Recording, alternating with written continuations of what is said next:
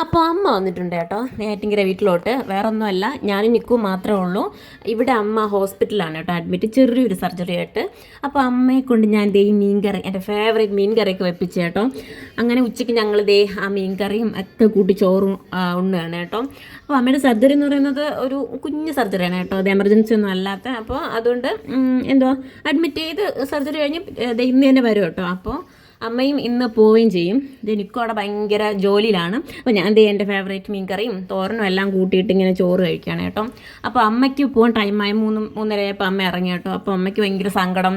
ഒരു ദിവസം ഫുള്ള് നിന്നപ്പോൾ പിന്നെ എനിക്കും സങ്കടം, നിക്കുവിന് സങ്കടം. നിക്കുവിന് പിന്നെ ചോക്ലേറ്റ് കൊടുക്കാമെന്ന് പറഞ്ഞ് മയക്കി വെച്ച് കേട്ടോ. അമ്മയ്ക്ക് പോകുന്ന നേരത്ത് കണ്ണൊക്കെ നിറഞ്ഞു, എനിക്കും അങ്ങ് ഭയങ്കര സങ്കടമായിപ്പോൾ കേട്ടോ പോകുന്നുണ്ട്. അപ്പം ഈ രണ്ട് കുറുമ്പന്മാരും ഇവിടെ തന്നെയാണ് കേട്ടോ, കാറിൻ്റെ അടിയിൽ. അതാണ് ഏറ്റവും വലിയ ഡേഞ്ചർ എന്ന് പറയുമ്പോൾ. കാർ എടുക്കുമ്പോൾ നമ്മൾ അറിയത്തില്ലല്ലോ.